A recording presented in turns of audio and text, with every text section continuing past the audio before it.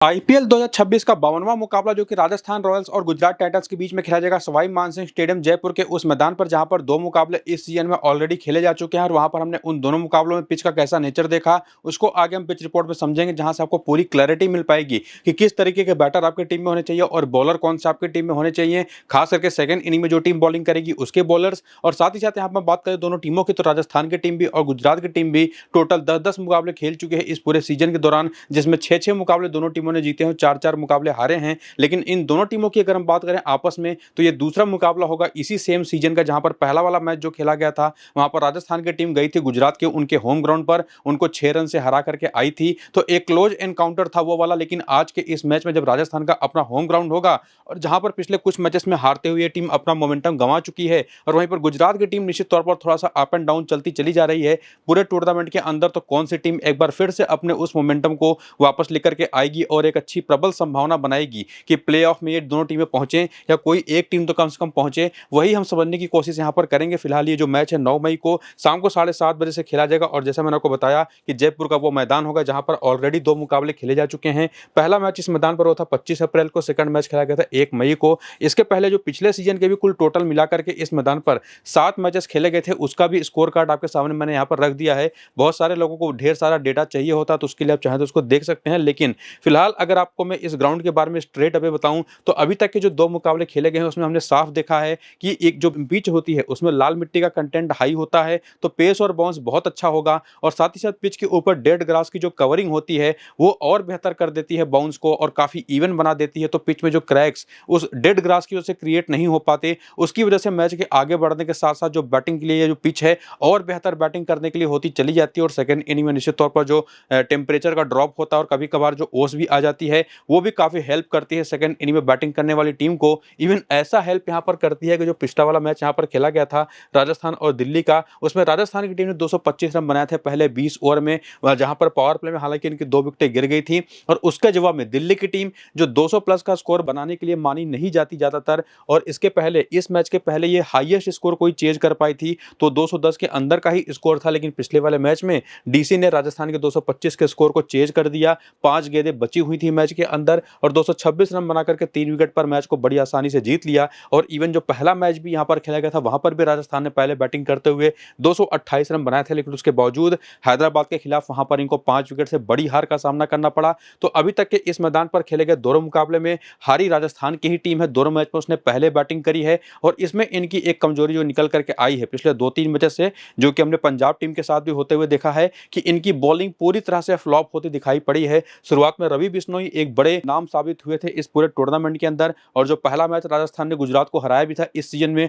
उसमें भी रवि बिश्नोई का बड़ा हाथ था जिसमें उन्होंने 4 विकेटें चटकाई थी। लेकिन अब वो फिलहाल पिछले 2 मैच से जम करके पिटाई खा रहे हैं और उनसे विकेटें निकल नहीं पा रही। और वही राजस्थान की बॉलिंग का हाल रहा है नांद्रे बर्गर के साथ भी और बाकी बॉलर्स के साथ भी। जोफ्रा आर्चर ने जरूर कुछ अच्छे ओवर्स करे हैं, लेकिन बॉलिंग इनकी अब पूरी तरह से आउट ऑफ फॉर्म होती दिखाई पड़ी है। लेकिन वहीं पर अगर हम गुजरात की टीम की बात कर लें, तो वो टीम जिनकी बॉलिंग बड़ी कमाल की है, जबकि बैटिंग टॉप ऑर्डर पर 3 बैटर्स ही हैं जो कि कमाल कर पा रहे हैं, जिसमें वाशिंगटन सुंदर ने पिछले वाले मैच में एक फंसा हुआ मैच जिता दिया था। तो ओवरऑल अगर आप मोमेंटम की बात करें तो गुजरात की टीम फेवरेट हो सकती है आज के इस मैच में। हालांकि आगे भी हम पूरा कंपैरिजन करेंगे। और इन दोनों मैचेस में जो इस सीजन में खेले गए हैं, पहले मैच में 10 विकेटें पेसर्स को मिली, सेकंड मैच के अंदर 7 विकेटें तेज गेंदबाजों को मिली, जबकि स्पिनर्स को मिला करके अभी तक के दोनों मैचेस में केवल 3 ही विकेटें मिली हैं। यानी कि इस पिच के ऊपर कुछ भी मदद हमने स्पिनर्स के लिए खास तौर पर देखी नहीं है। और ये चीज ना हमने इस सीजन में देखा है जो अभी तक के 2 मुकाबले खेले गए हैं। पिछले वाले सीजन के भी पहले और दूसरे मुकाबले को अगर आप देखें तो 173 का स्कोर बड़ी आसानी से चेज हो गया था,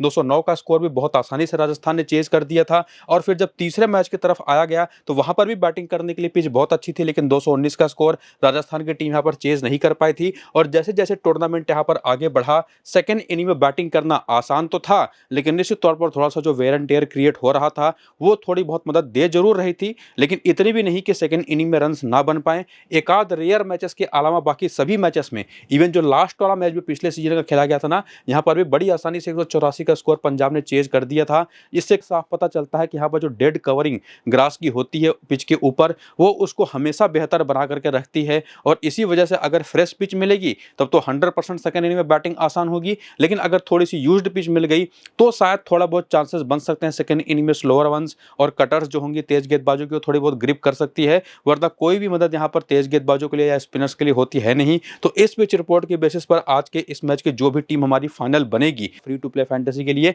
वो आपको मैं टेलीग्राम और व्हाट्सएप चैनल पर देने वाला हूं टॉस के बाद। और यही टेलीग्राम और व्हाट्सएप चैनल पर ही आपको मैं ये भी बता दूंगा कि जो पिच मिलेगी आज के इस मैच के लिए वो फ्रेश है या यूज्ड है, और अगर यूज्ड है तो उस पर कितने मैचेस और कौन सा मुकाबला खेला जा चुका है, और अगर फ्रेश भी है तो कैसा नेचर उसका देखने को मिलने वाला है। सब कुछ आपको टेलीग्राम और व्हाट्सएप पर मैं अपडेट करूंगा टॉस के बाद, तो जाकर के दोनों को ज्वाइन करिए। नीचे डिस्क्रिप्शन में और कमेंट बॉक्स में जो पिन किया हुआ कमेंट है, लिंक आपको वहां पर देखने को मिल जाएगा टेलीग्राम और व्हाट्सएप का। क्लिक करके जल्दी से ज्वाइन कर लीजिए। और फिलहाल हम बात करते हैं आगे बढ़ते हुए। सबसे पहले विजिटिंग टीम गुजरात की, जिनका प्लेइंग 11 और बैटिंग ऑर्डर आपके सामने है 12 प्लेयरों के साथ, जिसमें आपको पता ही है कि एक इंपैक्ट प्लेयर भी आता है। और पिछले वाले मैच में मोहम्मद सिराज वो इंपैक्ट प्लेयर थे जो राहुल तेवतिया की जहां पर एक दूसरे की जहां पर दोनों के प्लेयर्स रिप्लेस हुए थे। और बाकी का अगर आप इनका लाइनअप देखें तो एक चेंज था पिछले वाले में, निशांत सिंधु को इन लोगों ने खिलाया था जो कुछ खास कमाल बैटिंग में कर नहीं पाए। बाकी टॉप ऑर्डर के तीनों बैटर वही थे। वाशिंगटन सुंदर एक नंबर नीचे गए थे बैटिंग में, चूंकि शाहरुख खान को इन लोगों ने बाहर कर दिया था। और बाकी होल्डर राशिद खान, अरशद खान, मानव सुथार, कागिसो रबाडा और मोहम्मद सिराज वही बॉलिंग रही जो पिछले 2-3 मैच से चल रही थी, जिसमें मानव सुथार मुझे आज बाहर बैठते हुए दिखाई पड़ रहे हैं। और इनके जहां पर कोई स्पिनर अगर टीम के पास हो तब तो निश्चित तौर पर यह टीम और बेहतर हो जाती, लेकिन अगर आप इनका बेंच चेक करेंगे जाकर के तो कोई स्पिनर के नाम पर इनके पास रवि साई किशोर जरूर हैं, जो एक बहुत ही अच्छे लेफ्ट आर्म ऑर्थोडॉक्स बॉलर है, लाइक टू लाइक रिप्लेसमेंट बन जाते हैं मानव सुथार की जगह पर। लेकिन देखना पड़ेगा ये टीम क्या कोई स्पिनर ही लेकर के आएगी या फिर मानव सुथार को वापस मौका देगी, या ये भी हो सकता है कि कोई तेज गेंदबाज ही ऐड कर ले, चूंकि इनके पास प्रसिद्ध कृष्णा जैसे बॉलर ऑलरेडी मौजूद हैं, इवन अशोक शर्मा भी हैं, ईशांत शर्मा भी हैं। तो वो चीज़ हमको टॉस के बाद देखना पड़ेगा। बाकी जो बॉलिंग पिछले मैच में इनके बॉलर्स ने करी थी, जहां से आपको देख करके पता चलेगा कि सिराज, रबाडा या होल्डर किस किस ओवर में बॉलिंग करते दिखाई पड़े थे। और यहां से आपका कंक्लूजन ये निकल जाएगा कि जो इनके चारों तेज गेंदबाज है, सिराज, रबाडा, होल्डर और अरशद खान, ये चारों मिलकर के आपको आखिरी के 6 ओवर का डेथ ओवर करते तो दिखाई पड़ेंगे ही। और यही चारों में से कोई 3 ऐसा होगा, खास करके रबाडा और सिराज, जो कि पावर प्ले में कम से कम 4 ओवर कर देंगे मिलकर के। और उसके अलावा मानव सुथार जहां पर जरूरत पड़ेगी एक आध ओवर करके कर देंगे। हालांकि पिछला वाला मैच इनके लिए एक बुरा सपना साबित हुआ, जहां पर एक ही ओवर में इन्होंने 27 रन दे दिए थे। और मुझे लगता नहीं कि फिलहाल आज ये खेलेंगे, लेकिन फिर भी देखना पड़ेगा। बाकी करियर के आंकड़े अगर आपको देखने हो गुजरात के प्लेयर्स के, तो वो भी देख सकते हैं वीडियो को रोक करके। ये इस आईपीएल के पहले का डेटा है, क्योंकि इस आईपीएल के अंदर जो 10 मुकाबले गुजरात की टीम ने खेले हैं, उसमें इनके प्लेयर्स को जब भी मौका मिला उन्होंने क्या परफॉर्मेंसेस दी हैं, उसका डेटा आपके सामने यहाँ पर है। और ये जो डेटा रीसेंट फॉर्म का है आपको बता देगा कि कैसा फॉर्म चल रहा है प्लेयर्स का और उसमें कंसिस्टेंसी कितनी है। क्योंकि जहां पर आपके सामने रीसेंट फॉर्म का डेटा दिखाई पड़ रहा है, वहां से आपको देख करके पता चलेगा कि साई सुदर्शन जो टूर्नामेंट के शुरुआत में 73 रन की पारी खेले थे ना, वो इन्होंने इसी राजस्थान की ही टीम के खिलाफ खेला था। लेकिन उसके पहले वाले एक मैच में और उसके बाद के 2-3 लगातार मैचेस, जो 4 मैचेस इन्होंने खेले थे, बिल्कुल आउट ऑफ फॉर्म दिखाई पड़े थे। लेकिन फिर इन्होंने अपने फॉर्म को गेन किया और पिछले मैच में भी 57 रन की शानदार पारी खेली और दिखा दिया कि कितने कंसिस्टेंट ये प्लेयर हैं। लेकिन वहीं पर अगर हम बात करें शुभमन गिल की, तो टूर्नामेंट के शुरुआत से ही ये कुछ छोटी छोटी पारियां ही, बहुत बड़ी बड़ी पारियां इनकी आई नहीं है। शुरुआत में जरूर 3 back to back half century आई थी, लेकिन फिर पिछले 5 मैचेस में इनका फॉर्म थोड़ा सा डिप किया है।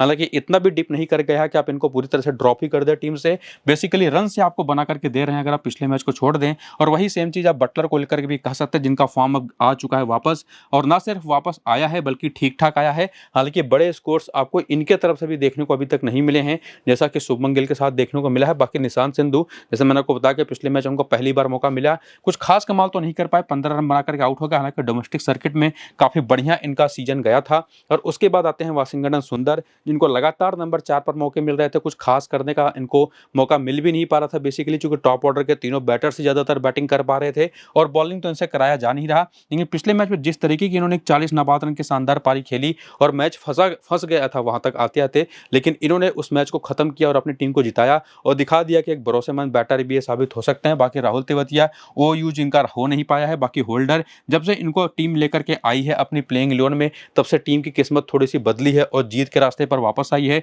और जो इन्होंने मुकाबले इस सीजन में कुल टोटल 4 खेले हैं, उसमें आपके सामने है कि टोटल मिलाकर के 7 विकेट इन्होंने ली हैं। पिछले मैच में ही 4 विकेट लेकर के गए थे। और बाकी राशिद खान, इनका निश्चित तौर पर थोड़ा सा अप एंड डाउन चला है, कभी कभार पिट भी जाते हैं ठीक ठाक और कभी कभार अच्छी बॉलिंग कर जाते हैं। सब कुछ पिच के ऊपर डिपेंड करेगा, लेकिन जैसी पिच यहाँ पर मिलती है, मुझे नहीं लगता कि कुछ खास इंपैक्ट छोड़ पाएंगे। लेकिन अगर आप रीसेंट फॉर्म की बात कर लें तो ठीक ठाक से फॉर्म में है, बहुत ज्यादा इन पर आप रिलाई कर नहीं सकते। बाकी अरशद खान भी 3 मैच में 5 विकेट ले चुके हैं और इनके मतलब की ये विकेट हो सकती थी अगर यूज्ड पिच होगी आज के इस मैच में तब, वरना ये उतने यूजफुल शायद ना हो। हालांकि सामने जो राजस्थान की टीम है वो बाएं हाथ के इस तरीके के तेज गेंदबाज तो बहुत अच्छा खेलती है, जो स्विंग बहुत ज्यादा नहीं कराते। और उसके बाद आते हैं मानव सुथार, जिनके बारे में आपको मैं ऑलरेडी बता चुका हूँ कई बार।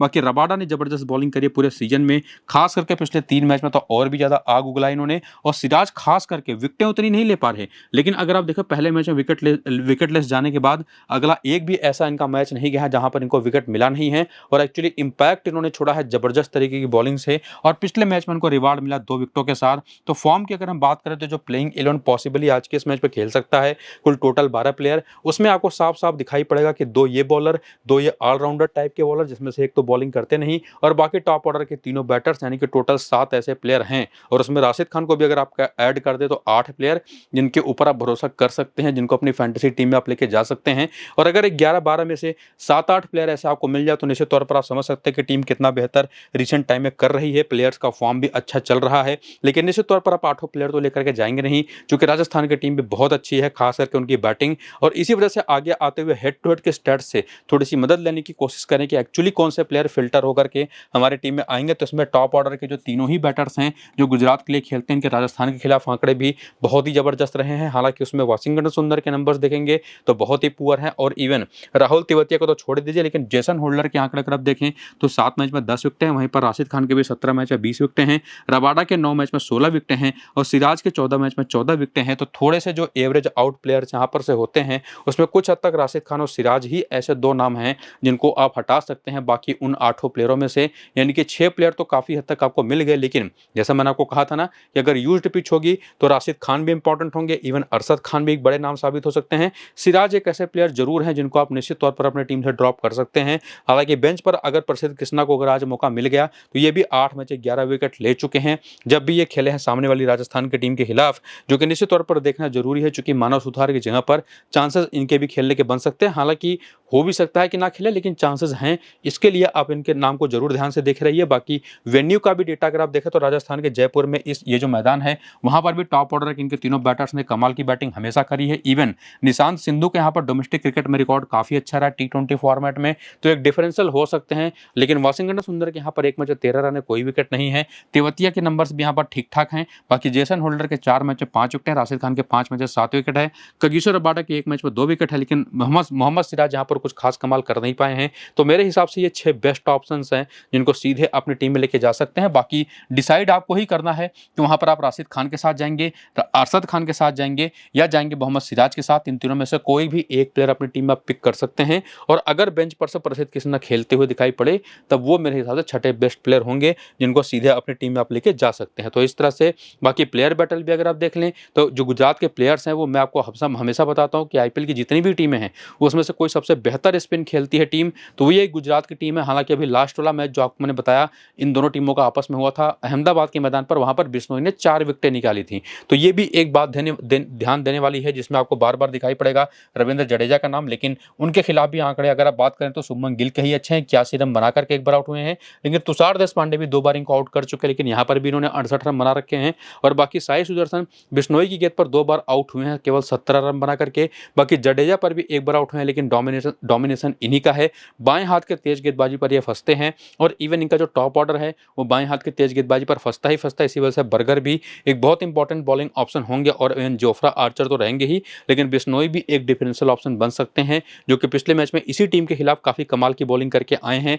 ना सिर्फ उन्होंने साई सुदर्शन को फंसाया अपनी बॉलिंग से, सुंदर को भी ये 3 बार आउट कर चुके हैं 24 रन देकर के, और इवन ग्लेन फिलिप्स को भी पिछले मैच में आउट किया था। और ग्लेन फिलिप्स को तो अब टोटल 2 बार आउट कर चुके हैं। पिछले मैच में दूसरी गेंद पर आउट किया था, उसके पहले भी 12 गेंद पर 13 रन देकर के 1 बार आउट कर चुके हैं। और बाकी बाएं हाथ की तेज गेंदबाजी बार बार आपको दिखाई पड़ेगी ही। तो ओवरऑल जो यहाँ पर हमारा कंक्लूजन बनता है कि एक तो गुजरात की टीम काफी अच्छे मोमेंटम में है, काफी सारे प्लेयर्स इनके फॉर्म में है, लेकिन जैसा कि आपने प्लेयर बैटल में देखा उनके बैटर्स की कुछ कमजोरियां भी निश्चित तौर पर है, खास करके बाएं हाथ की तेज गेंदबाजी, प्लस उसमें आप रवि बिश्नोई को ऐड कर सकते हैं डिफरेंशियल प्लेयर के तौर पर, और जोफ्रा आर्चर तो रहेंगे ही, नांद्रे बर्गर तो रहेंगे ही। बाकी सामने जो ये राजस्थान की टीम है इनका जो लाइनअप आपको बनता हुआ दिखाई पड़ रहा है, इसमें हमको मुझे बॉलिंग में मेजर चेंजेस होते दिखाई पड़ रहे हैं आज के इस मैच में। अगर इस टीम को जीतना है, चूंकि बिश्नोई हो सकता है कंटिन्यू कर जाए आज के इस मैच में खेल जाएं, हालांकि इस मैदान पर कुछ खास स्पिनर्स के हेल्प है नहीं, लेकिन ना तो इनके नांद्रे बर्गर चल पा रहे, इवन ब्रिजेश शर्मा भी पिछले 2-3 मैच में ठीक ठाक पिटाई खा रहे हैं। तो हो सकता है इनमें से किसी एक को हटा करके कोई दूसरा option as a bowler try किया जाए। बाकी बैटिंग ऑर्डर मुझे कुछ हद तक वही दिखाई पड़ रहा है, और बाकी जो पिछले इनके पास बेंच है उसको भी अगर आप देखना चाहें, जिसमें इनके पास ऑप्शन लेग स्पिनर के तौर पर यश पंजा का जरूर है, जिनको 1 बार मौका 2 बार मौका मिल भी चुका है, और बाकी भी जो ऑप्शन इनके पास हैं एज अ बॉलर वो आप यहाँ पर देख सकते सकता है, जिसमें एडम मिलने का भी एक शानदार ऑप्शन मौजूद है। और बाकी यहाँ पर आपके पास जो बॉलर्स हैं जो पिछले में जब बॉलिंग करते दिखाई पड़े थे राजस्थान के लिए, उन्होंने किस किस ओवर में आकर के बॉलिंग किया उसका डेटा देख सकते हैं। और उसके अलावा करियर के भी आंकड़े आप यहाँ पर देख सकते हैं वीडियो को रोक करके। लेकिन मैं सीधा आगे बढ़ूंगा और आऊँगा बात करूंगा रिसेंट फॉर्म की। और जैसा आपको मैं बता चुका हूँ कि 10 मैचेस ये टीम भी खेल चुकी है, जीती 6 है, 4 हारी है।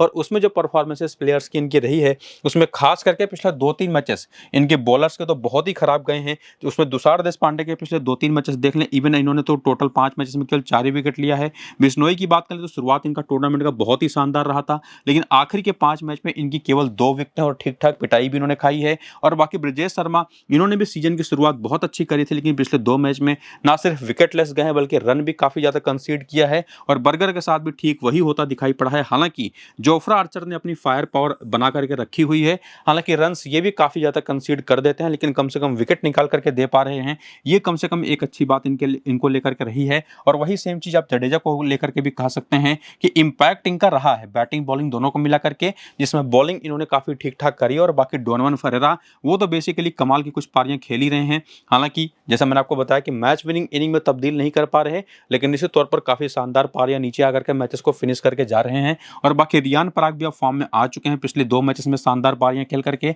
और ध्रुव जुरेल जो इनकी कंसिस्टेंसी रही है उसको देखते हुए थोड़ा सा इनके ऊपर भरोसा कर पाना मुश्किल जरूर है। लेकिन जो गुजरात के खिलाफ लास्ट मैच इसी सीजन का हुआ था, उसमें इन्होंने जिस तरीके की 75 रन की पारी गुजरात की बॉलिंग के खिलाफ खेली थी, वो निश्चित तौर पर इनके ऊपर भरोसा बनाता है। बाकी जायसवाल और सूर्यवंशी को लेकर के तो कोई डाउट आपका बनना ही नहीं चाहिए, ये दोनों आपकी टीम में होने ही चाहिए। तो एक बैटिंग पावर हाउस वाली टीम, जिनके बैटर सब फॉर्म में आ चुके हैं, लेकिन बॉलिंग उतनी क्लिक नहीं कर पा रही, उसमें अगर आप देखेंगे तो ये कुल मिला जुला करके 7 ऐसे ऑप्शन हैं जिनके ऊपर आप भरोसा कर सकते हैं। लेकिन क्या आप इन्हीं 7 को लेकर के जाएंगे या इनमें से भी किसी को ड्रॉप करेंगे, या इवन बॉलिंग इसको तो बिल्कुल आप ड्रॉप करेंगे, ऐसा तो है नहीं केवल आर्चर और जडेजा ही आपका काम चल जाए। तो क्या ऐसा है, वही समझने के लिए आप आगे बढ़ें। तो एक और प्लेयर आपको तुषार देशपांडे के तौर पर दिखाई पड़ेगा, जिसका हेड टू हेड के आंकड़े हैं अच्छे, खास करके अगर हम बात करें गुजरात के खिलाफ। हालांकि बाकी बॉलर्स के आंकड़े अगर आप देखेंगे तो बहुत ही एवरेज हैं, जिसमें बिश्नोई के आंकड़े जरूर 6 मैच में 7 विकेट है, वो भी तब जब पिछले मैच में उन्होंने 4 विकेट लिया था। और बाकी बर्गर के 1 मैच में 1 विकेट है, आर्चर के 3 मैच में 2 विकेट हैं। और बैटिंग में आपको वही एवरेज नंबर से दिखाई पड़ेंगे केवल सूर्यवंशी को छोड़ करके।